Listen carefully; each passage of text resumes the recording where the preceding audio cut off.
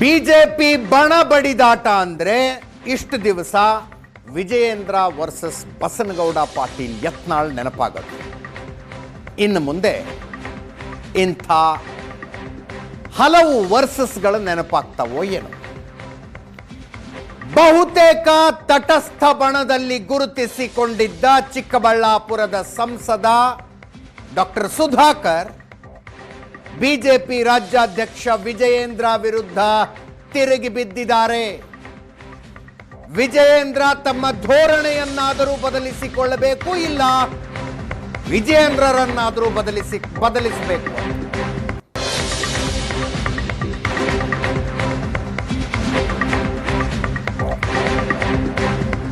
ಇದೆಲ್ಲ ಶುರುವಾಗಿರೋದು ಬಿಜೆಪಿ ಜಿಲ್ಲಾಧ್ಯಕ್ಷರುಗಳ ಆಯ್ಕೆಗೆ ಸಂಬಂಧಿಸಿದಂತೆ. 23 ಜಿಲ್ಲೆಗಳಿಗೆ ಅಧ್ಯಕ್ಷರನ್ನ ನೇಮಿಸಿ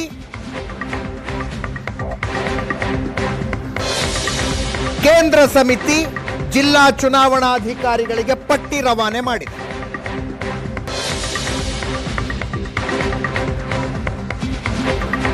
ಮಾಡಬೇಕಾದ ಪ್ರಕ್ರಿಯೆಯನ್ನ ಮಾಡಿ ಮುಗಿಸಲಾಗಿದೆ. 23 ಜಿಲ್ಲಾಧ್ಯಕ್ಷರುಗಳ ಪೈಕಿ 7 ಜಿಲ್ಲಾಧ್ಯಕ್ಷರುಗಳಿಗೆ ಆಯಾ ಜಿಲ್ಲೆಗಳ ದೊಡ್ಡ ದೊಡ್ಡ ನಾಯಕರಿಂದಲೇ ತೀವ್ರ ವಿರೋಧ ಇದೆ.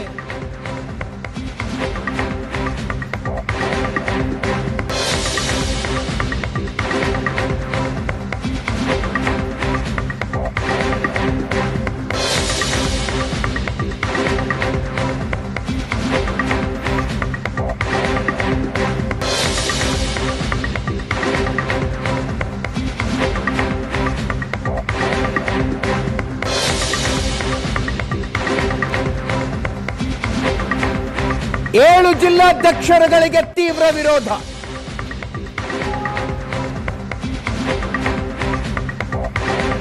ಏಳರ ಪೈಕಿ 2 ಅಸಮಾಧಾನಗಳ ಬೀದಿಗೆ ಬಂದಿದ್ದವು.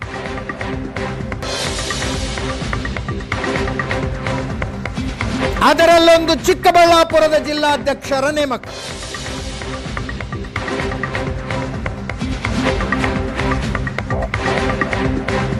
ಸಂದೀಪ್ ರೆಡ್ಡಿಯನ್ನ ಜಿಲ್ಲಾಧ್ಯಕ್ಷರನ್ನಾಗಿ ನೇಮಿಸಿ ನಿರ್ಧಾರ ಕೈಗೊಳ್ಳಲಾಗಿದೆ.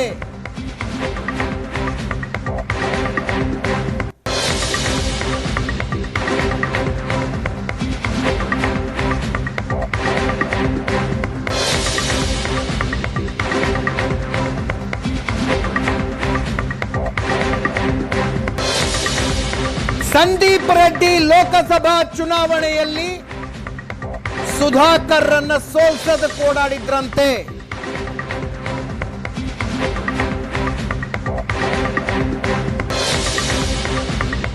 ನಮ್ಮನ್ನ ವಿರೋಧ ಮಾಡೋರನ್ನ ನೀವು ಅಧ್ಯಕ್ಷರನ್ನಾಗಿ ಮಾಡ್ತೀರಾ, ಸಂಸದನಾಗಿ ನನಗೆ ಜಿಲ್ಲಾಧ್ಯಕ್ಷರ ಆಯ್ಕೆ ಮಾಡೋದಕ್ಕಾಗೋದಿಲ್ಲ, ಸೌಜನ್ಯಕ್ಕಾದ್ರೂ ರಾಜ್ಯಾಧ್ಯಕ್ಷರು ಈ ಆಯ್ಕೆಯ ಬಗ್ಗೆ ನನ್ನನ್ನು ಕೇಳಿದ್ರ?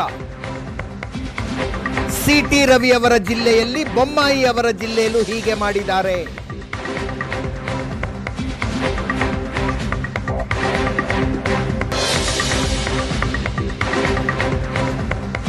ವಿಜಯೇಂದ್ರ ಧೋರಣೆ ಬದಲಿಸಿ, ಇಲ್ಲ ಅಂದ್ರೆ ವಿಜಯೇಂದ್ರರನ್ನೇ ಬದಲಿಸಿ. ಈ ವಿಷಯವನ್ನ ವರಿಷ್ಠರ ಗಮನಕ್ಕೆ ತಂದಿದ್ದೀನಿ ಎಂದಿಲ್ಲ.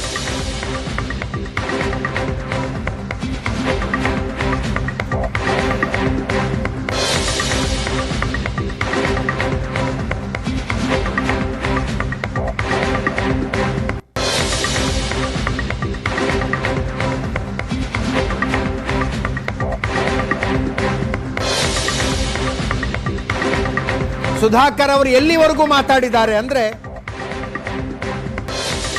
ರಾಷ್ಟ್ರೀಯ ನಾಯಕರ ಜೊತೆ ಚರ್ಚೆ ಮಾಡಿ ಬಿಜೆಪಿಯಲ್ಲಿ ಇರಬೇಕಾ ಇರಬಾರ್ದಾ ನಿರ್ಧರಿಸ್ತೀನಿ ಅನ್ನೋ ಲೆವೆಲ್, ಮುಂದಿನ ರಾಜಕೀಯ ತೀರ್ಮಾನ ತಗೊಳ್ತೀನಿ ಅನ್ನೋ ಲೆವೆಲ್ಗೆ ಮಾತಾಡಿದ.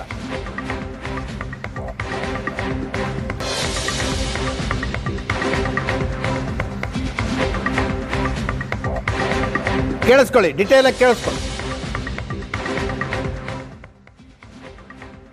ಇವತ್ತು ರಾಜಕೀಯ ಸಮಾಧಿ ಮಾಡಬೇಕು ಅಂತ ಹೊರಟಿದ್ದಾರಲ್ಲ ಇವತ್ತಿನ ರಾಜ್ಯಾಧ್ಯಕ್ಷರು ಮಿಸ್ಟರ್ BY ವಿಜಯೇಂದ್ರರವರು, ಇವರು ಧೋರಣೆ ಮುಖ್ಯಮಂತ್ರಿಗೆ ಮೇಲಿದ್ದಾರೋ ನನಗೆ ಗೊತ್ತಿಲ್ಲ. ಇವರ ಕಾರ್ಯವೈಖರಿ, ಇವರ ಒಂದು ಅಹಂಕಾರ, ಇವರ ಒಂದು ದರ್ಪ ಇರ್ಬೋದು. ಅವರ ಹತ್ರ ಸಾವಿರಾರು ಕೋಟಿ ಇದೆಯೋ ಏನೋ ಗೊತ್ತಿಲ್ಲ ನನಗೆ. ಆದರೆ ಒಬ್ಬ ರಾಜಕಾರಣಿ, ಒಬ್ಬ ರಾಜ್ಯಾಧ್ಯಕ್ಷ, ನಾನೇ ಅವರಿಗೆ ಫೋನ್ ಮಾಡಿದ್ದೇನೆ ಕಳೆದ 10 ದಿವಸದಲ್ಲಿ. ಫೋನ್ ರೆಸ್ಪಾಂಡ್ ಮಾಡಲ್ಲ, ಮೆಸೇಜ್ಗೆ ಉತ್ತರ ಕೊಡಲ್ಲ. ಮೊನಾರ್ಕ ನೀವು? ಏಕಚಕ್ರಾಧಿಪತ್ಯನ? ನಿಮ್ಮ ಆಸ್ತಿನ ಇದು? ಬಿಜೆಪಿ ನಿಮ್ಮ ಸ್ವಂತ ಆಸ್ತಿನ? ಬನ್ನಿ ಕಟ್ ಬನ್ನಿ ನೋಡೋಣ. ಚಿಕ್ಕಬಳ್ಳಾಪುರ, ಕೋಲಾರ, ಬೆಂಗಳೂರು ಗ್ರಾಮಾಂತರದಲ್ಲಿ ಒಂದು ಸೀಟ್ ಗೆಲ್ಲಿ ನೋಡೋಣ. ಚಾಲೆಂಜ್ ಮಾಡ್ತೀನಿ, ಒಂದು ಸೀಟ್ ಗೆಲ್ಲಿ ನೀವು ನೋಡೋಣ. ನಿಮ್ಮ ನಾಯಕತ್ವದಲ್ಲಿ ನಮ್ಮನ್ನ ನೀವು ತುಳಿಲಿಕ್ಕೆ ಕೊಟ್ಟಿದ್ದೀರಾ, ನಮ್ಮನ್ನು ಸಮಾಧಿ ಮಾಡಕ್ಕೆ ಕೊಟ್ಟಿದ್ದೀರಾ. ಆ ಬೈ ಎಲೆಕ್ಷನ್ ಅಲ್ಲೇ ನನ್ನ ವಿರುದ್ಧ ಮಾಡಿದ್ರು, 23ರಲ್ಲೂ ವಿರುದ್ಧ ಮಾಡಿದ್ರು. ಅಂತವ್ರಿಗೆ ನೀವು ಅಧ್ಯಕ್ಷರಿಗೇರಿ ಕೊಡ್ತೀರಿ. ಯಾವ ಮುಖಂಡರನ್ನು ಬಿಡ್ತಾ ಇದ್ದೀರಿ ನೀವು? ಯಾವ ಜಿಲ್ಲೆಯಲ್ಲಿ ಬಿಡ್ತಾ ಇದ್ದೀರಿ? ನನಗೂ ಕೂಡ ಸಮಾಧಾನದ ಒಂದು ಇದು ಮುಗಿದೋಯ್ತು. ಈಗ ಇನ್ನ ಯುದ್ಧ. ನಾನು ಕೇಂದ್ರದಲ್ಲಿರ್ತಕ್ಕಂಥ ನಮ್ಮ ವರಿಷ್ಠರು ನನ್ನ ಮೇಲೆ ನಂಬಿಕೆ ಇಟ್ಟಿದ್ದಾರೆ, ಅವ್ರ ಗಮನಕ್ಕೆ ತಂದಿದ್ದೀನಿ ಈಗಾಗಲೇ. ಇದರ ಹೊರತಾಗಿಯೂ ಕೂಡ ಇವತ್ತು ಅನೌನ್ಸ್ ಮಾಡಿದ್ದಾರೆ. ನಮ್ಮ ಮುಖಂಡರುಗಳಿಗೆ, ನನ್ನ ಸಹಚರರಿಗೆ ನಾನೇನು ಉತ್ತರ ಕೊಡಬೇಕು? ಇವರೊಬ್ಬ MP ಆಗಿ ಒಂದು ಜಿಲ್ಲಾಧ್ಯಕ್ಷರು ಮಾಡ್ಸಕ್ಕಾಗಲ್ಲ ಅಂದ್ರೆ ನಾವು ಹೇಗೆ ರಾಜಕಾರಣ ಮಾಡಬೇಕು? ನನ್ನನ್ನು ನಂಬಿ ಯಾರು ಬರ್ತಾರೆ ಬಿಜೆಪಿ ನಾಳೆ ದಿವಸ?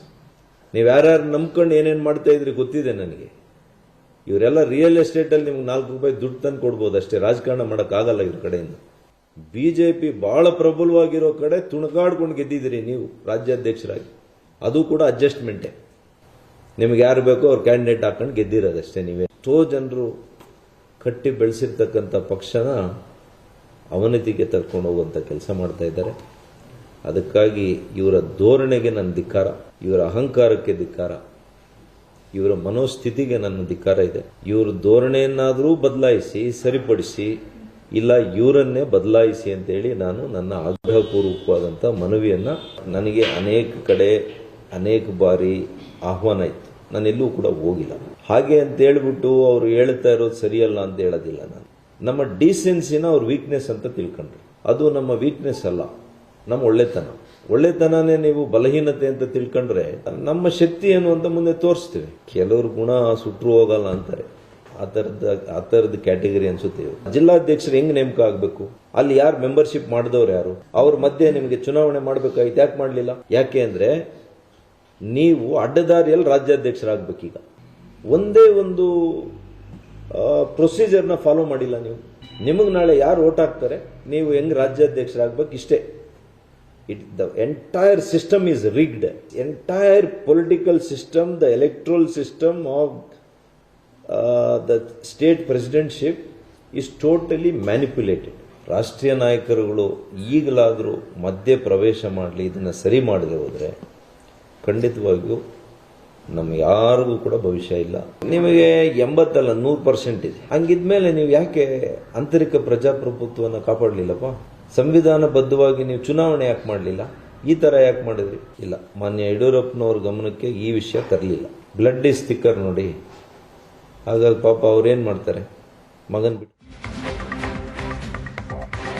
ತಾಳ್ಮೆಯ ಅವಧಿ ಮುಗಿದು ಹೋಯ್ತು, ಇನ್ನೇನಿದ್ರು ಯುದ್ಧ ಅಂತ ಮಾತಾಡೋ ಲೆವೆಲ್ಗೆ ಸಂಸದ ಡಾಕ್ಟರ್ ಸುಧಾಕರ್ ಬಂದಿದ್ದಾರೆ.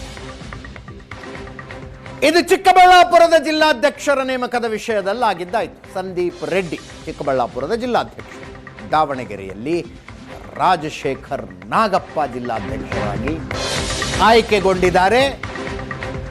ಅಲ್ಲೂ ಇದೆ ಅಸಮಾಧಾನ. ಲೋಕಸಭಾ ಚುನಾವಣೆಯಲ್ಲಿ ಬಿಜೆಪಿ ಅಭ್ಯರ್ಥಿಯನ್ನು ಸೋಲಿಸೋದಕ್ಕೆ ಓಡಾಡಿದ್ರಲ್ಲ, ಅವರನ್ನೇ ನೀವು ಕರ್ಕೊಂಡು ಬಂದು ಜಿಲ್ಲಾಧ್ಯಕ್ಷರನ್ನಾಗಿ ಮಾಡಿದ್ದೀರಿ.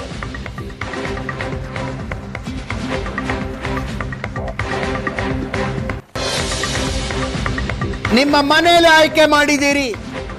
ಸ್ಥಳೀಯ ಚುನಾವಣೆಗಳಲ್ಲಿ ಪಕ್ಷದ ವಿರುದ್ಧ ನಿಂತವರಿಗೆ ಅಧ್ಯಕ್ಷ ಸ್ಥಾನ ಕೊಟ್ಟಿದ್ದೀರಿ ಅಂತ BP ಹರೀಶ್ ತಿರುಗಿ ಬಿದ್ದಿದ್ದಾರೆ. ಹರಿಹರದ ಶಾಸಕರು ತಿರುಗಿ ಬಿದ್ದಿದ್ದಾರೆ. BP ಹರೀಶ್ ಬಿಡಿ, ಮೊದಲಿಂದಲೂ ವಿರೋಧಿಗಳ ಬಣದಲ್ಲೇ ಇದ್ದವರು. ಡಾಕ್ಟರ್ ಸುಧಾಕರ್ ಹೊಸದಾಗಿ ಸೇರ್ಪಡೆ.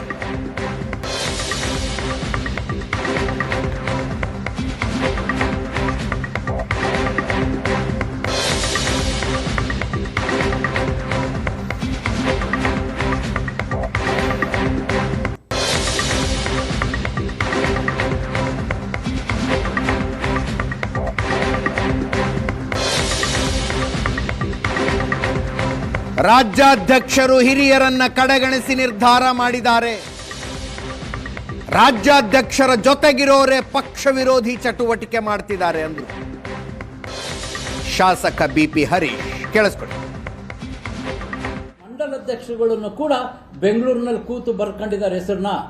ದಾವಣಗೆರೆ ಜಿಲ್ಲೆಯ ಹೊನ್ನಾಳಿ ಸಭೆ ಇವತ್ತು ಮನೆಯಲ್ಲಿ ಮಾಡಿದ್ದಾರೆ, ಅಧ್ಯಕ್ಷರ ಮನೆಯಲ್ಲಿ ಸಭೆ ಮಾಡಿದ್ದಾರೆ. ಈ ರೀತಿಯ ಅನೇಕ ತಪ್ಪುಗಳನ್ನು ರಾಜ್ಯಾಧ್ಯಕ್ಷರ ಮಾರ್ಗದರ್ಶನದಲ್ಲಿ ನಡೀತಾ ಇದೆ.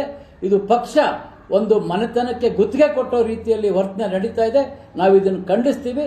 ರಾಷ್ಟ್ರೀಯ ನಾಯಕರು ಮಧ್ಯಪ್ರವೇಶ ಮಾಡಿ ಕರ್ನಾಟಕದ ಎಲ್ಲ ವಿಚಾರಗಳ ಕಡೆ ಗಮನ ಹರಿಸಬೇಕು ಅಂತಕ್ಕಂಥ ಮನವಿಯನ್ನು ಕೂಡ ತಮ್ಮ ಮೂಲಕ ನಾನು ಮಾಡ್ತೇನೆ. ರಾಜ್ಯಾಧ್ಯಕ್ಷರು ಎಲ್ಲ ಹಿರಿಯರ ಜೊತೆ ಚರ್ಚೆ ಮಾಡಿ ಏನಿದು ರಾಜ್ಯದಲ್ಲಿ ಪಕ್ಷ ವಿರೋಧಿ ಚಟುವಟಿಕೆ ಮಾಡ್ತಕ್ಕಂಥವ್ರದ್ದೇ ಮೇಲ್ಗೈ ಆಗ್ತಾ ಇದೆನಾ, ನನಗೆ ತುಂಬ ನೋವಾಗ್ತಾ ಇದೆ. ರಾಜ್ಯಾಧ್ಯಕ್ಷರ ಜೊತೆಗಿರ್ತಕ್ಕಂಥವ್ರು ಬರೀ ಪಕ್ಷ ವಿರೋಧ ಚಟುವಟಿಕೆ ಮಾಡ್ತಾ ಇದ್ದಾರೆ ಅಂತ ಹೇಳಲಿಕ್ಕೆ ನಿನ್ನೆ ವಿಜೇಂದ್ರ ಅವರು ಶಿಷ್ಯಂದ್ರು ದಾವಣಗೆರೆ ಲೋಕಸಭೆಯಲ್ಲಿ ಮೋಸ ಮಾಡಿದ್ರು. ಅದೇ ರೀತಿ ಅಲ್ಲಿನ ಜಿಲ್ಲಾಧ್ಯಕ್ಷರು ನಮ್ಮ ನಗರಸಭಾ ಸದಸ್ಯರನ್ನ ಕಾಂಗ್ರೆಸ್ ಕಡೆ ಕಳಿಸ್ತಾ ಇದ್ದಾರೆ. ವಿಜೇಂದ್ರ ಅವರ ಶಿಷ್ಯರು ಇಡೀ ರಾಜ್ಯದಲ್ಲಿ ಪಕ್ಷ ವಿರೋಧಿ ಚಟುವಟಿಕೆ ಮಾಡ್ತಾ ಇದ್ದಾರೆ ಅನ್ನಕ್ಕೆ ರಾಣೆಬೆನ್ನೂರು ನಗರಸಭೆ ಚುನಾವಣೆ ಕೂಡ ಇವತ್ತು ಒಂದು ಉದಾಹರಣೆ ನಾನು ಕೊಡ್ತಾ ಇದ್ದೀನಿ. ಮಂಡಲಾಧ್ಯಕ್ಷರುಗಳನ್ನು ಕೂಡ ಬೆಂಗಳೂರಿನಲ್ಲಿ ಕೂತು ಬರ್ಕೊಂಡಿದ್ದಾರೆ ಹೆಸರನ್ನ. ದಾವಣಗೆರೆ ಜಿಲ್ಲೆಯ ಹೊನ್ನಾಳಿ ಸಭೆ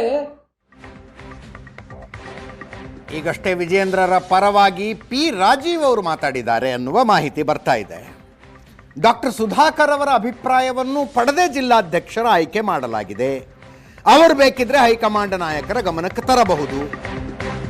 ನಮ್ಮಲ್ಲಿ ಅತ್ಯಂತ ಸಂಘಟನಾತ್ಮಕವಾಗಿ ಆಯ್ಕೆ ಮಾಡಲಾಗುತ್ತೆ.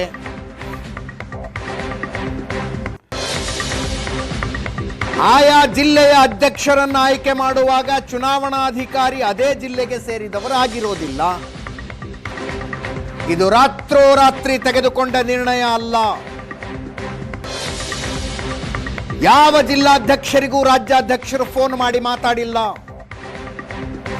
ಎಲ್ಲವೂ ಅಲ್ಲಿನ ಚುನಾವಣಾ ಅಧಿಕಾರಿಗಳೇ ಮಾಡುವ ಕಾರ್ಯ ಅಂತ ಮಾಜಿ ಶಾಸಕ ಪಿ ರಾಜೀವ್ ಮಾತಾಡಿದ್ದಾರೆ.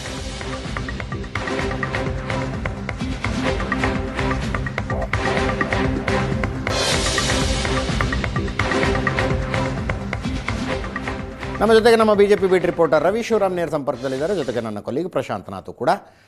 ಪ್ರಶಾಂತ್, ಒಂದ್ಸಲ ಈ ಜಿಲ್ಲಾಧ್ಯಕ್ಷರ ಆಯ್ಕೆಯ ಪ್ರಾಸೆಸ್ ಅಂದರೆ ಸ್ಟ್ರಿಕ್ಟ್ ಆಗಿ ಬಿಜೆಪಿ ಕಾನ್ಸ್ಟಿಟ್ಯೂಷನಲ್ಲಿ ಹಿಂಗಿದೆ, ಇದರ ಪ್ರಕಾರನೇ ಆಗ್ಬೇಕು, ಹಂಗಾಗತ್ತಾ ಅಥವಾ ಯಾರ್ಯಾರ್ದು ವಿಮ್ಸ್ ಆ್ಯಂಡ್ ಫ್ಯಾನ್ಸಿ ಮೇಲೆ ಆಗುವ ಸಾಧ್ಯತೆಗಳೆಷ್ಟು?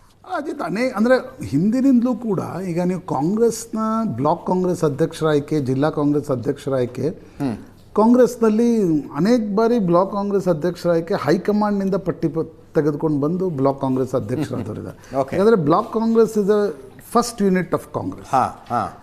ಬಿ ಜೆ ಪಿಯಲ್ಲಿ, ಅದರಲ್ಲಿ ಕರ್ನಾಟಕ ಬಿ ಜೆ ಪಿಯಲ್ಲಿ ನಾನು ನೋಡಿದ ಪ್ರಕಾರ ಕಳೆದ 25-30 ವರ್ಷಗಳಲ್ಲಿ ಒಂದು ಪದ್ಧತಿ ಬಿ ಜೆ ಪಿಯಲ್ಲಿ ಯಾವತ್ತಿಂದೂ ಕೂಡ ಚಾಲ್ತಿಯಲ್ಲಿತ್ತು. ಓಕೆ, ಏನಂತಂದರೆ ಅಲ್ಲಿನ ಕೋರ್ ಕಮಿಟಿ ಏನಿರುತ್ತೆ ಸ್ಥಳೀಯವಾಗಿ ಅವರು ಡಿಸೈಡ್ ಮಾಡ್ತಾರೆ. ಕೆಲವೊಂದು ಬಾರಿ ಕೋರ್ ಕಮಿಟಿಯಲ್ಲಿ ಭಿನ್ನಾಭಿಪ್ರಾಯ ಬಂದಾಗ ಅದು ರಾಜ್ಯಕ್ಕೆ ಬರುತ್ತೆ. ರಾಜ್ಯ ಸಂಘಟನಾ ಕಾರ್ಯದರ್ಶಿ ಮತ್ತು ರಾಜ್ಯ ಅಧ್ಯಕ್ಷರು ಕುಳಿತುಕೊಂಡು ಸ್ಥಳೀಯ RSSನ ಅಭಿಪ್ರಾಯವನ್ನು ಕೂಡ ಪಡೆದೇ ಜಿಲ್ಲಾಧ್ಯಕ್ಷರ ಆಯ್ಕೆಯ ಪ್ರಕ್ರಿಯೆ ನಡೆಯುತ್ತೆ. ಚುನಾವಣೆ ನಡಿಬೇಕು ಅಂತಕ್ಕಂಥದ್ದನ್ನು BJP ಸಂವಿಧಾನದ ಪ್ರಕಾರ ಹೇಳಿದರೂ ಕೂಡ ಯಾವುದೇ ಪೊಲಿಟಿಕಲ್ ಪಾರ್ಟಿ ಇವತ್ತಿನ ದಿನಗಳಲ್ಲಿ ಅಧ್ಯಕ್ಷರ ಆಯ್ಕೆಯನ್ನು ಚುನಾವಣೆಯ ಮೂಲಕ ಮಾಡಲ್ಲ. ಅದೊಂದು ಸರ್ವಸಮ್ಮತಿಯ ಆಯ್ಕೆ. ಸರ್ವಸಮ್ಮತಿ ಆಗದೇ ಇದ್ದಾಗ ಮೇಲಿನಿಂದ ಒಂದು ಹೆಸರು, ಅಂದರೆ 2 ಹೆಸರು ಇರ್ತವೆ ಅಂತ ತಿಳ್ಕೊಳ್ಳಿ. ಅದರಲ್ಲಿ 1 or 2 ಅನ್ನುವ ಹೆಸರನ್ನು ಮೇಲಿನಿಂದ ತೆಗೆದುಕೊಂಡು ಬರ್ತಕ್ಕಂಥ ಒಂದು ಪದ್ಧತಿ ಜಾರಿಯಲ್ಲಿದೆ. ಇದೇನು ಮೊದಲನೇ ಬಾರಿ ಜಗಳ ಆಗಿದೆ ಅಂತಕ್ಕಂಥದ್ದಲ್ಲ. ಕರ್ನಾಟಕದ BJPಯಲ್ಲಿ ಜಿಲ್ಲಾಧ್ಯಕ್ಷರ ಆಯ್ಕೆ, ರಾಜ್ಯಾಧ್ಯಕ್ಷರ ಆಯ್ಕೆ, ಈ ಅನೇಕ ನೇಮಕಾತಿಗಳಲ್ಲಿ ದೊಡ್ಡ ಮಟ್ಟದ ಜಗಳ ಆಗಿದೆ. ಆದರೆ ಈಗ ಯಾಕೆ ಇದು ಚರ್ಚೆಗೆ ಬರ್ತಾ ಇದೆ ಅಂತಂದ್ರೆ, ಅಲ್ಲ, ಫಸ್ಟ್ ಸುಧಾಕರ್ ಬಹಿರಂಗವಾಗಿದ್ದನ್ನೇ ತಗೊಳ್ಳೋಣ. ಅಲ್ಲ, ಈಗ ಸುಧಾಕರ್ ಬಹಿರಂಗ ಆಗಿದ್ದು ಇವತ್ತೀಗ ನೋಡಿ, ಐಸೋಲೇಟೆಡ್ ಸುಧಾಕರ್ ಬಹಿರಂಗವಾಗಿ ವಾಗ್ದಾಳಿಯನ್ನು ನಡೆಸಿದ್ರು ಅಂತ ಅನ್ಕೋಣ. ಓಕೆ, ಆಗ ಇದೇನು ಬಹಳ ದೊಡ್ಡ ವಿಷಯ ಆಗ್ತಿರ್ಲಿಲ್ಲ. ಇವತ್ತು ಸುಧಾಕರ್ ಮಾತನಾಡಿದ್ದು ಯಾಕೆ ಬಹಳ ದೊಡ್ಡ ವಿಷಯ ಆಗ್ತಾ ಇದೆ ಅಂದರೆ, ಕರ್ನಾಟಕದ BJPಯಲ್ಲಿ 2-3 ಬಣಗಳು ಪರಸ್ಪರ ಬೈದಾಡಿಕೊಂಡು ಜಗಳ ಆಡಿಕೊಂಡು ದಿನವೂ ಜಗಳ ಆಡ್ತಾ ಇವೆ. ಆ ಕಾರಣದಿಂದ ಆ ಬ್ಯಾಂಡ್ ವಾಗನ್ನಲ್ಲಿ ಡಾಕ್ಟರ್ ಸುಧಾಕರ್ ಬಂದಿದ್ದರಿಂದ, ಡಾಕ್ಟರ್ ಸುಧಾಕರ್ ಬಹಳ ಆತ್ಮೀಯರು ಯಾರು ಕರ್ನಾಟಕದಲ್ಲಿ BJP ಅಲ್ಲಿ ಅವರು ಬೊಮ್ಮಾಯಿ ಅವರಿಗೆ, ಬಸವರಾಜ ಬೊಮ್ಮಾಯಿ ಅವರಿಗೆ.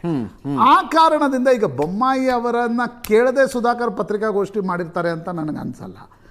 ಆ ಬ್ಯಾಂಡ್ ವ್ಯಾಗನ್ನಲ್ಲಿ ತಟಸ್ಥರ ಗುಂಪು ಕೂಡ ನಿಧಾನವಾಗಿ ವಿಜೇಂದ್ರ ವಿರುದ್ಧ ಹೊರಗಡೆ ಬರ್ತಾ ಇರ್ತಕ್ಕಂಥದ್ದು ಇರ್ಬೋದು. ಚಿಕ್ಕಬಳ್ಳಾಪುರ ಜಿಲ್ಲಾ BJP ಅಧ್ಯಕ್ಷರ ಆಯ್ಕೆ ಬರೀ ಅದಕ್ಕೆ ಬೇಸರ ಇದೆ ಅಂತ ನನಗೆ ಅನಿಸಲ್ಲ. ಓಕೆ, ಈಗ ಡಾಕ್ಟರ್ ಸುಧಾಕರ್ಗೆ ಟಿಕೆಟ್ ಕೊಡಬೇಕೋ ಬೇಡವೋ ಅಂತಕ್ಕಂಥದ್ರ ಬಗ್ಗೆ ವಿಶ್ವನಾಥ್ ಅವರ ಅಬ್ಜೆಕ್ಷನ್ಸ್ ಇತ್ತು. ಇದು ಇವತ್ತಿಂದಲ್ಲ. ವಿಶ್ವನಾಥ್ ಯಾರಿಗೆ ಆತ್ಮೀಯರಿದ್ರು? ಯಡಿಯೂರಪ್ಪನವ್ರಿಗೆ ಆತ್ಮೀಯರಿದ್ರು. ಕೊನೆಗೆ ಡಾಕ್ಟರ್ ಸುಧಾಕರ್ಗೆ ಟಿಕೆಟ್ ಕೊಡುವಾಗ ವಿಶ್ವನಾಥ್ ಮತ್ತು ವಿಶ್ವನಾಥ್ ಪುತ್ರನನ್ನು ಮನವೊಲಿಸಿ ಡಾಕ್ಟರ್ ಸುಧಾಕರ್ಗೆ ಟಿಕೆಟ್ ಕೊಡಲಾಗಿತ್ತು. ಅಂದರೆ ಅದು ರಾತ್ರೋರಾತ್ರಿ ಯಾವುದೋ ಜಿಲ್ಲಾಧ್ಯಕ್ಷರ ಆಯ್ಕೆಯ ಕಾರಣದಿಂದ ಆಗಿದೆ ಅಂತಕ್ಕಂಥದ್ದಲ್ಲ. ಎಸ್, ಹೀಗಾಗಿ ಇವತ್ತು ಡಾಕ್ಟರ್ ಸುಧಾಕರ್ ಯಾವ ಟೈಮಿಂಗ್ನಲ್ಲಿ ಹೊರಗಡೆ ಬಂದು ಮಾತನಾಡ್ತಾ ಇದ್ದಾರೆ, he is joining the band wagon. ಅವ್ರ ಹಿಂದೆ ಯಾರಿದ್ದಾರೆ? ತಟಸ್ಥರ ಗುಂಪಿನ ಇಲ್ಲಿ ಗುರುತಿಸ್ಕೊಳ್ತಕ್ಕಂಥ ಬಸವರಾಜ ಬೊಮ್ಮಾಯಿ ಇದ್ದಾರೆ. ಹಾಗಿದ್ದಲ್ಲಿ ಮುಂದಿನ ದಿನಗಳಲ್ಲಿ ಇದೊಂದು ಹೊಸ ಸ್ವರೂಪವನ್ನು ಪಡೆದುಕೊಳ್ತಿದೆಯಾ? ಆ ಕುತೂಹಲ ಮತ್ತು ಆಶ್ಚರ್ಯ ಇವತ್ತು ಸುಧಾಕರ್ ಅವರ ಪತ್ರಿಕಾಗೋಷ್ಠಿಯಿಂದ ಆಗಿದೆ ಅನ್ನೋದು. ಅಲ್ಲ, ನನ್ನ ತಾಳ್ಮೆಯ ಅವಧಿ ಮುಗೀತು, ಇನ್ನೇನಿದ್ರು ಯುದ್ಧ ಅಂತ ಮಾತನಾಡೋ ಲೆವೆಲ್ಗ ಅಲ್ಲ, ಅದು ನೀವು ಪ್ರದೀಪ್ ಈಶ್ವರ್ ಮತ್ತು ಡಾಕ್ಟರ್ ಸುಧಾಕರ್ ಹಾಂ ಚಿಕ್ಕಬಳ್ಳಾಪುರದವರದು ಅವರು ನನಗೆ ಗೊತ್ತಿಲ್ಲ, ಬಟ್ ಚಿಕ್ಕಬಳ್ಳಾಪುರದಲ್ಲಿ ಆ ತೆಲುಗು ಸ್ಟೈಲಲ್ಲಿ ಮಾತನಾಡೋದು. ಹಿಂದೆ ಜನಾರ್ದನ್ ರೆಡ್ಡಿ ಕೂಡ ಇದೇ ಮಾತನಾಡ್ತಾಯಿದ್ರು. ದೇ ಆಲ್ವೇಸ್ ನಾನು ಆ್ಯಕ್ಟ್ ಅನ್ನಲ್ಲ, they always talk like A Telugu politics. ನೀವು ಡಾಕ್ಟರ್ ಸುಧಾಕರ್ ಅವರ ಮಾತನ್ನು ಕೂಡ ಗಮನಿಸಿದಾಗ, ಈಗ ಡಾಕ್ಟರ್ ಸುಧಾಕರ್ ಅವರಿಗೆ ಅವರು ಚಿಕ್ಕಬಳ್ಳಾಪುರದ ವಿಧಾನಸಭೆ ಸೋತ ನಂತರ ಅವ್ರಿಗೆ ಲೋಕಸಭಾ ಟಿಕೆಟ್ ದೊರೆತಿದೆ. ಹೌದು ಹೌದು ಅಲ್ವಾ? ಜಿಲ್ಲಾಧ್ಯಕ್ಷರ ಆಯ್ಕೆಯಲ್ಲಿ ಬೇಸರ ಆಗಿರ್ತಕ್ಕಂಥದ್ದು ಇದೇ ಮೊದಲಲ್ಲ.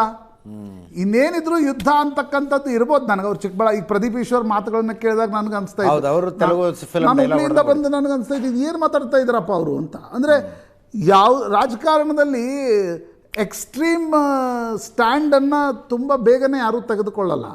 ಆದರೆ ಗೊತ್ತಿಲ್ಲ, ಈ ತೆಲುಗು ಪಾಲಿಟಿಕ್ಸ್ ಕಾರಣದಿಂದ ಸ್ಟ್ಯಾಂಡನ್ನು ಎಕ್ಸ್ಟ್ರೀಮ್ ಮಾತುಗಳನ್ನು ಬೇಗನೆ ಆಡ್ತಾರೋ ಏನೋ. ಡಾಕ್ಟರ್ ಸುಧಾಕರ್ ಆ ಮಾತುಗಳನ್ನು ಆಡಿದ್ದಾರೆ. ಬಟ್ ಬರೀ ಡಾಕ್ಟರ್ ಸುಧಾಕರ್ ಜಿಲ್ಲಾಧ್ಯಕ್ಷರ ಆಯ್ಕೆಯ ಕಾರಣದಿಂದ ಮಾತನಾಡಿದ್ದಾರೆ ಅಂತ ನನಗನ್ಸಲ್ಲ. ಅವ್ರಿಗೂ ಯಡಿಯೂರಪ್ಪನವ್ರಿಗೂ ಭಿನ್ನಾಭಿಪ್ರಾಯಗಳು. ಅಂದರೆ ಅದು ಎಲ್ಲಿಗೆ ಬಂತು ಅಂದರೆ, ನನಗೆ ನೆನಪಿರುವ ಪ್ರಕಾರ ವಿಜೇಂದ್ರ ಅಧ್ಯಕ್ಷರಾಗ್ತಾರೆ ಅಂತಂದಾಗ ಸುಧಾಕರ್ ದಿಲ್ಲಿಗೆ ಓಡಾಡಿದ್ರು. ಓಕೆ, ವಿಜೇಂದ್ರರನ್ನ ಅಧ್ಯಕ್ಷರನ್ನಾಗಿ ಮಾಡಬೇಡಿ ಅಂತ. ಹಿಂದೆ ವಿಜೇಂದ್ರ ಮಂತ್ರಿ ಆಗಬೇಕು ಅಂತಂದಾಗ ಡಾಕ್ಟರ್ ಸುಧಾಕರ್ ವಿರೋಧ ಇತ್ತು. ಅದು ಯಾವ ಕಾರಣದಿಂದ ಅಂತಕ್ಕಂಥದ್ದು ಅವರ ಆಡಳಿತದ ಯಡಿಯೂರಪ್ಪನವ್ರು ಮುಖ್ಯಮಂತ್ರಿ, ಸುಧಾಕರ್ ಮಂತ್ರಿ ಏನಿದ್ರು, ಅವ್ರು ಬಂದ್ರೆ ಆ ಪಾರ್ಟಿಯಿಂದ, ಅವಾಗಿಂದಲೇ ಅದು ಶುರುವಾಗಿದೆ. ಮತ್ತು ಡಾಕ್ಟರ್ ಸುಧಾಕರ್ ಯಡಿಯೂರಪ್ಪನವರ ವಿರುದ್ಧ ಗುಂಪಿಗೆ ಆತ್ಮೀಯರಿದ್ರು ಅಂತಕ್ಕಂಥದ್ದು ಕೂಡ ಅದಕ್ಕೆ ಕಾರಣ ಇತ್ತು. ಅಲ್ಲಲ್ಲ, ಅಂದರೆ ಸುಧಾಕರ್ ಆಗಲಿ, ನಮ್ಮ ಜಾರಕಿಹೊಳಿ, ರಮೇಶ್ ಜಾರಕಿಹೊಳಿ ಆಗಲಿ, ಇವರೆಲ್ಲ ಕಾಂಗ್ರೆಸ್ ಬಿಟ್ಟು ಬಂದಿದ್ದೇ ಯಡಿಯೂರಪ್ಪನವ್ರನ್ನ ಮುಖ್ಯಮಂತ್ರಿ ಮಾಡೋದಕ್ಕೆ. ಅಥವಾ ಅವ್ರಿಗೇನೋ ಅಸಮಾಧಾನಗಳಿತ್ತು, ಆ ಮತ್ತು ಬೇರೆ. ಅಜಿತ್, ಬಟ್ ಇವರು ಬಂದಿದ್ದಕ್ಕೆ ಯಡಿಯೂರಪ್ಪನವ್ರು ಮುಖ್ಯಮಂತ್ರಿ ಆಗಿದ್ದು, ಇವರೇ ವಿಜೇಂದ್ರ ವಿರುದ್ಧ ತಿರುಗಿ ಬಿದ್ದಿದ್ದಾರೆ ಅಂದರೆ. ಅಜಿತ್, ಡಾಕ್ಟರ್ ಸುಧಾಕರ್ ಇಲ್ಲಿ ರಮೇಶ್ ಜಾರಕಿಹೊಳಿ ಬರೀ ಅವರು ಯಡಿಯೂರಪ್ಪನವರನ್ನು ಮುಖ್ಯಮಂತ್ರಿ ಮಾಡ್ತೀವಿ ಅಂತ ಬಂದರು. ಯಾಕಂದರೆ ಆಗ ಯಡಿಯೂರಪ್ಪನವರ ನೇತೃತ್ವ ಇತ್ತು. ಬಟ್ ರಮೇಶ್ ಜಾರಕಿಹೊಳಿ ಡೇ ಒನ್ನಿಂದ ಅವರು ಯಡಿಯೂರಪ್ಪನವ್ರ ಜೊತೆ ಇರಲಿಲ್ಲ. ಅವ್ರು ನಾನು ಪ್ರಹ್ಲಾದ್ ಜೋಶಿಯನ್ನು ಮುಖ್ಯಮಂತ್ರಿ ಮಾಡ್ತೀನಿ ಅಂತ ಒಂದೆರಡು ಹೇಳಿಕೆ ಕೊಟ್ಟಿದ್ರಲ್ವಾ? ಅಲ್ಲ, ಹೇಳಿಕೆ ಅಲ್ಲ, ವಿಡಿಯೋದಲ್ಲಿ ಕ್ಯಾಪ್ಚರ್, ಆ ವಿಡಿಯೋದಲ್ಲಿ ಕ್ಯಾಪ್ಚರ್ ಆಗಿತ್ತಲ್ಲ. ಡಾಕ್ಟರ್ ಸುಧಾಕರ್ ಕೂಡ ಆಮೇಲಿನ ದಿನಗಳಲ್ಲಿ ಯಡಿಯೂರಪ್ಪನವ್ರ ಜೊತೆ ಅಷ್ಟಾಗಿ ಇರಲಿಲ್ಲ. ಓಕೆ, ಶಿವರಾಮ್ ಹೆಬ್ಬಾರ್, ಸೋಮಶೇಖರ್, ಗೋಪಾಲಯ್ಯ, ಇವರು ಈ ಗುಂಪು ಯಡಿಯೂರಪ್ಪನವ್ರ ಜೊತೆಗಿತ್ತು. ಡಾಕ್ಟರ್ ಸುಧಾಕರ್ ಯಡಿಯೂರಪ್ಪನವರ ವಿರುದ್ಧ ಗುಂಪಿನಲ್ಲಿ ಮೊದಲಿಂದಲೂ ಕೂಡ ಇದ್ರು. ಆದರೆ ನಾನು ಸುಮ್ಮನೆ ಟ್ರಾಜೆಕ್ಟರಿಯನ್ನು ಹೇಳ್ತಾ ಇದ್ದೀನಿ. ಯಾಕಂದರೆ ಇವತ್ತವ್ರು ಹೇಳಿಕೆ ಕೊಟ್ಟ ತಕ್ಷಣ ಇಲ್ಲ ಅವ್ರು ನಿನ್ನೆವರೆಗೆ ಯಡಿಯೂರಪ್ಪನವ್ರ ಜೊತೆ ಇದ್ರು, ವಿಜೇಂದ್ರ ಜೊತೆ ಇದ್ರು, ಇವತ್ತು ವಿಜೇಂದ್ರ ವಿರುದ್ಧ ಆದ್ರು ಅಂತಕ್ಕಂಥದ್ದಲ್ಲ. ಈ ಜಗಳ 2 ವರ್ಷದಿಂದ ನಡೀತಾನೆ ಇದೆ. ಓಕೆ, ಟಿಕೆಟ್ ಸಿಗುವ ಸಂದರ್ಭದಲ್ಲೂ ಕೂಡ ವಿಶ್ವನಾಥ್ ಯಡಿಯೂರಪ್ಪನವರ ಪರವಾಗಿದ್ರು. ಅವರು ಎದ್ದು ಕೂತರು ಡಾಕ್ಟರ್ ಸುಧಾಕರ್ಗೆ ಟಿಕೆಟ್ ಕೊಡಬಾರ್ದು ಅಂತ. ನಂತರ ಹೈಕಮಾಂಡ್ ಕಾರಣದಿಂದ ಮನವೊಲಿಸಲಾಯಿತು, ವಿಶ್ವನಾಥ್ ಅವ್ರನ್ನ ಕೂಡ ಮನವೊಲಿಸಲಾಯಿತು. ಈಗ ನನಗನ್ಸುತ್ತೆ ಅಜಿತ್, ಡಾಕ್ಟರ್ ಸುಧಾಕರ್ ಹೊರಗಡೆ ಬಂದು ಮಾತನಾಡಿರ್ತಕ್ಕಂಥದ್ದು, ಬೊಮ್ಮಾಯಿ ಗುಂಪು ಕೂಡ flexing of muscles against Vijendra ಮಾಡುವ ತಯಾರಿಯಲ್ಲಿ ಇದ್ದಂತೆ ಸ್ಪಷ್ಟವಾಗಿ ಕಾಣ್ತಾ ಇದೆ. ಅಂದರೆ ನಾಳೆ ಇನ್ನೊಬ್ರು ಯಾರೋ ಮಾತಾಡಿದ್ರು ಆಶ್ಚರ್ಯ ಇಲ್ಲ ನಿಮ್ಮ ಪ್ರಕಾರ? ಈಗ doctor Sudhakar is closest person of Basavaraj Bommai. ಅವರು ಹೊರಗಡೆ ಬಂದು ಮಾತನಾಡ್ತಿದ್ದಾರೆ ಅಂತಂದರೆ ಅದರ ಇನ್ಫರೆನ್ಸನ್ನು ನಿಶ್ಚಿತವಾಗಿ ಆ ರೀತಿ ಎಳಿಲಾಗತ್ತೆ. ಎಸ್, ರವಿ ಶಿವರಾಮ್ ಇದ್ದಾರೆ ನಮ್ಮ ಜೊತೆಗೆ. ರವಿ, ಏನೇನಾಗಿದೆ ಬ್ಯಾಕ್ಗ್ರೌಂಡಲ್ಲಿ? ಇದು ಏಕಾಏಕಿ ಸಂಜೀವ್ ರೆಡ್ಡಿ ಅನ್ನೋರನ್ನ ಜಿಲ್ಲಾಧ್ಯಕ್ಷ ಮಾಡಿಬಿಟ್ರು, ಅವ್ರಿಗೂ ಸುಧಾಕರ್ ಅವ್ರಿಗೂ ಆಗ ಬರ್ತಿರ್ಲಿಲ್ಲ, ಸುಧಾಕರ್ ಅವ್ರಿಗೆ ಸಿಟ್ಟು ಬಂತು. ಇಷ್ಟೇ ಆಗಿರೋಕ್ಕೆ ಸಾಧ್ಯ ಇಲ್ಲ. ಇದು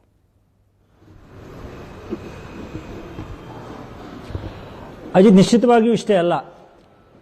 ಪ್ರಶಾಂತ್ ನಾಥ್ ಹೇಳಿದ್ರು. ಅದರ ಮುಂದುವರೆದ ಭಾಗ ಹೇಳಬೇಕು ಅಂದರೆ ಬಸವರಾಜ ಬೊಮ್ಮಾಯಿ, ಅಶೋಕ್ ಸಿ ಪಾಟೀಲ್, ಅದೇ ರೀತಿ ಸುನೀಲ್ ಕುಮಾರ್, ಡಾಕ್ಟರ್ ಸುಧಾಕರ್, ವಿಶ್ವೇಶ್ವರ ಹೆಗಡೆ ಕಾಗೇರಿ, ಹಾಗೆಯೇ ಗೋವಿಂದ ಕಾರಜೋಳ್, ಸದಾನಂದ ಗೌಡ, ಇವರೆಲ್ಲರೂ ಕೂಡ ಬಹುತೇಕ ವಿಜಯೇಂದ್ರ ಅವರ ನಾಯಕತ್ವದ ಬಗ್ಗೆ ಹೆಚ್ಚಿನ ಇಂಪ್ರೆಷನ್ ಅನ್ನು ಇಟ್ಕೊಂಡಿಲ್ಲ. ಯಾಕೆಂದ್ರೆ ಅವರು ನೇರವಾಗಿ ಎಲ್ಲೂ ಕೂಡ ಮಾಧ್ಯಮಕ್ಕೆ ಬಂದು ಹೇಳಿಕೆಯನ್ನು ಕೊಡ್ತಾ ಇಲ್ಲದೆ ಇದ್ರು ಕೂಡ ಅವರ ಜೊತೆಗಿರುವಂತ ಬೊಮ್ಮಾಯಿ ಅವರನ್ನ ಫಾಲೋ ಮಾಡುವಂತ ಅವರ ಕೆಳಹಂತದ ನಾಯಕರುಗಳು ಇವತ್ತು ಆ ಮೂಲಕ ಮಾತಾಡ್ತಾ ಇದ್ದಾರೆ ಅಂತ ಬಹಳ ಸ್ಪಷ್ಟವಾಗಿ ಹೇಳಬಹುದು. ಹಿಂದೆ ಸುಧಾಕರ್ ಅವರು ಮಂತ್ರಿ ಆಗಿದ್ರು, ಆಗ ಯಡಿಯೂರಪ್ಪ ಅವ್ರ ಜೊತೆ ಸಂಬಂಧ ಚೆನ್ನಾಗಿರ್ಲಿಲ್ಲ, ಪ್ರಶಾಂತ್ ಎಲ್ಲವನ್ನ ಹೇಳಿದ್ರು. ಆದರೆ ಯಡಿಯೂರಪ್ಪ ಮತ್ತು ಸುಧಾಕರ್ ಹೇಳೋದಕ್ಕಿಂತ ಮಿಗಿಲಾಗಿ ಸುಧಾಕರ್ ಮತ್ತು ವಿಜಯೇಂದ್ರ ಅವರಿಗೆ ಆರಂಭದಿಂದ ಕೂಡ ಆಗ್ತಾ ಇರಲಿಲ್ಲ. ಅದು ಬಹುತೇಕ ರಾಜಕಾರಣದಲ್ಲಿ ಎಲ್ಲರೂ ಕೂಡ ಗೊತ್ತಿದೆ.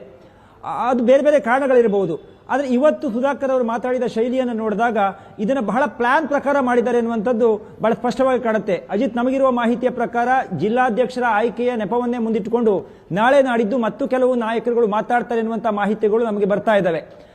ಅದನ್ನು ನೇರವಾಗಿ ಹೇಳಬೇಕು, ಆದರೆ ಪರೋಕ್ಷವಾಗಿ ಹೇಳಬೇಕು ಅನ್ನೋದ್ರ ಬಗ್ಗೆ ಇನ್ನೂ ಕೂಡ ಚರ್ಚೆ ನಡೀತಾ ಇದೆ. ಹೀಗಾಗಿ ಇದನ್ನ ಸುಧಾಕರ್ ಅವರು ಇವತ್ತು ಮಾತನಾಡಿದ್ದಾರೆ. ವಿಜಯೇಂದ್ರ ಅವರನ್ನು ಇಳಿಸಬೇಕೋ ಇಳಿಸಬಾರ್ದು, ಅವರ ಕಾರ್ಯಶೈಲಿ ಹೇಗಿದೆ, ಯತ್ನಾಳ್ ಅವರು ಮಾತಾಡ್ತಾ ಇದ್ರು, ಅವ್ರ ಮೇಲೆ ಕ್ರಮ ಆಗಬೇಕು ಅಂತ ಹೇಳಿದಾಗ ದೆಹಲಿಯಲ್ಲಿ ಕುಳಿತು ಸಂಸದರೆಲ್ಲರೂ ಕೂಡ ಯತ್ನಾಳ್ ಅವರನ್ನ ಪಾರ್ಟಿಯಲ್ಲಿ ಉಳಿಸಿಕೊಳ್ಳುವ ಪ್ರಯತ್ನ ಮಾಡಿದರ ಭಾಗದಲ್ಲಿ ಸುಧಾಕರ್ ಅವರು ಕೂಡ ಇದ್ರು. ಸುಧಾಕರ್ ಅವರಿಗೆ 2 ಕಾರಣಗಳಿಗೆ ಬೇಸರ ಇದೆ. ಒಂದು, SR ವಿಶ್ವನಾಥ್ ಅವರ ಪುತ್ರನಿಗೆ ಟಿಕೆಟ್ ಕೊಡದೇನೆ ನನಗೆ ಕೊಟ್ಟಿದ್ದಾರೆ ಸತ್ಯ, ಆದರೆ ನನ್ನನ್ನು ಚುನಾವಣೆಯಲ್ಲಿ ಗೆಲ್ಲೋದಕ್ಕೆ ಬಿಡಲಿಲ್ಲ. ನಾನು ಕುಮಾರಸ್ವಾಮಿ ಅವ್ರ ನಿವಾಸಕ್ಕೆ ಹೋದೆ, ದೇವೇಗೌಡರ ನಿವಾಸಕ್ಕೆ ಹೋದೆ, ಅಲ್ಲೋ ಅವರು ಕಾಲಕ್ಕೆ ಬಿದ್ದೆ ಅನ್ನುವಂಥದ್ದೇ ಇವರು ದೊಡ್ಡ ವಿಚಾರವನ್ನ ಮಾಡಿದ್ರು. ಇವರಿಗೆ ಪಾರ್ಟಿ ಬಿಜೆಪಿಯೋ JDS ಎನ್ನುವಂಥ ಪ್ರಶ್ನೆಯನ್ನ ಮಾಡಿದ್ರು ಎನ್ನುವಂಥ ಮಾತುಗಳನ್ನ ಅವ್ರು ತಮ್ಮ ಆಪ್ತರ ಬಳಿ ಹೇಳ್ಕೊತಾ ಇದ್ರಂತೆ. ಅಂದ್ರೆ ವಿಜಯೇಂದ್ರ ಅವರು ಅಲ್ಲಿಂದನೇ ನಮ್ಮನ್ನು ಬಹಳ ರಾಜಕೀಯವಾಗಿ ತುಳಿಯುವಂತ ಪ್ರಯತ್ನ ಮಾಡಿದ್ರು. ಹೀಗಾಗಿ ಇವಾಗ ಜಿಲ್ಲಾಧ್ಯಕ್ಷರ ಆಯ್ಕೆ ಪ್ರಕ್ರಿಯೆಯಲ್ಲೂ ಕೂಡ ನಮ್ಮನ್ನು ಪರಿಗಣಿಸಿಲ್ಲ ಅನ್ನುವಂಥದ್ದು. ಸೊ ಹಾಗಾಗಿ ಅವರು ಮಂತ್ರಿ ಆದಾಗಲೂ ಕೂಡ ಅವ್ರಿಗಿದ್ದಂಥ ಬೇಸರ ಒಂದು ಕಡೆ ಆಗಿದ್ರೆ, ಚುನಾವಣೆಯ ಲೋಕಸಭಾ ಚುನಾವಣೆ ಸಂದರ್ಭದಲ್ಲಾದಂಥ ಬೇಸರ ಇನ್ನೊಂದು ಕಡೆ, ಈಗ ಜಿಲ್ಲಾಧ್ಯಕ್ಷರ ಆಯ್ಕೆ ಜೊತೆಗೆ ಅವರು ಹೇಳಿದ ಮಾತನ್ನ ಅಜಿತ್ ನೀವು ಗಮನಿಸಿದ್ರಿ. ಒಂದು ವೇಳೆ ಅವರ ಧೋರಣೆಯನ್ನ ಬದಲಾಯಿಸಿಕೊಳ್ಬೇಕು, ಇಲ್ಲ ಅಂದ್ರೆ ಅವರು ರಾಜ್ಯಾಧ್ಯಕ್ಷರನ್ನೇ ಬದಲಾಯಿಸಬೇಕು ಅಂತ ಮಾತುಗಳನ್ನು ಬಹಳ ನೇರವಾಗಿ ಹೇಳ್ತಾ ಇದ್ರು. ಹಾಗಾಗಿ ಹೌದು, ಬದಲಾಯಿಸಬೇಕು ಅಂತ. ಅಜಿತ್, ಕಳೆದ ಒಂದು ವಾರದಲ್ಲಿ ತಟಸ್ಥ ಬಣದ ನಾಯಕರು ಬಹುತೇಕ ನಮಗೆ ಗೊತ್ತಿರುವ ಮಾಹಿತಿಯ ಪ್ರಕಾರ 2-3 ಸಭೆಗಳನ್ನು ಮಾಡಿದ್ದಾರೆ. ಆರಂಭದಲ್ಲಾದಂಥ ಈಡನ್ ಪಾರ್ಕ್ ಸಭೆ ಮಾತ್ರ ಎಲ್ಲ ಕಡೆಗೂ ಸುದ್ದಿ ಆಯಿತು, ಮಾಧ್ಯಮದಲ್ಲಿ ಬಹಳ ಚರ್ಚೆ ಆಯಿತು. ಆದರೆ ಈಗ ಅದರ ಬಳಿಕವೂ ಕೂಡ ಅನೇಕ ಸಭೆಗಳಾಗಿದ್ದಾವೆ.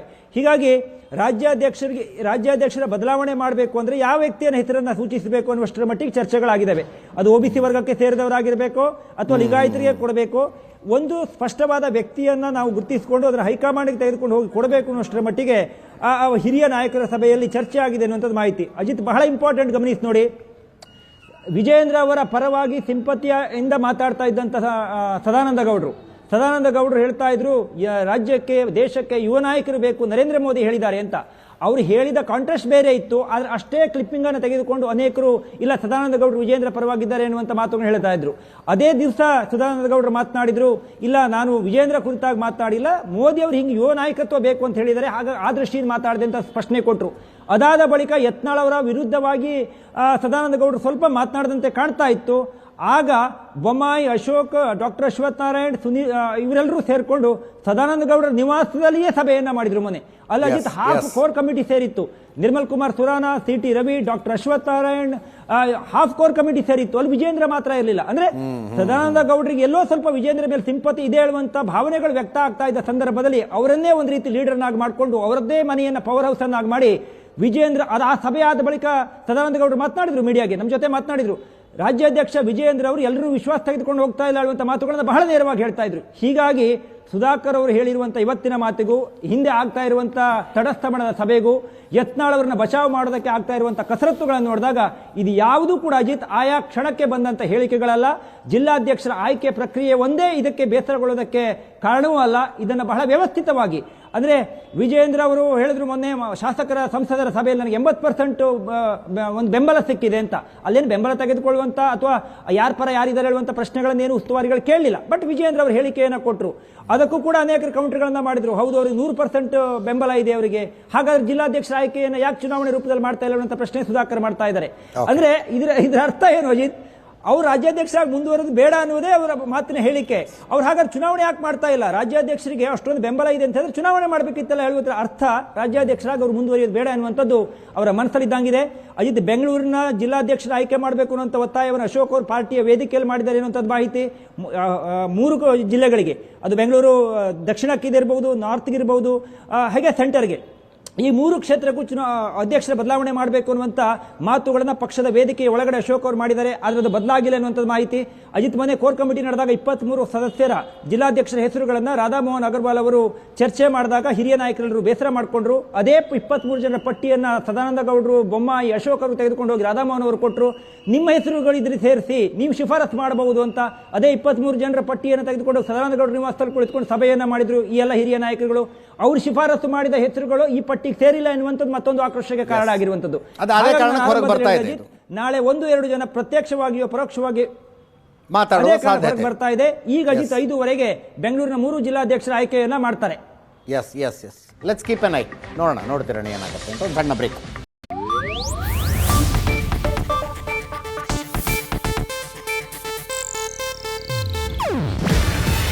ಇದು ಏಷ್ಯಾನೆಟ್ ನ್ಯೂಸ್ ನೆಟ್ವರ್ಕ್ ಪ್ರಸ್ತುತಿ.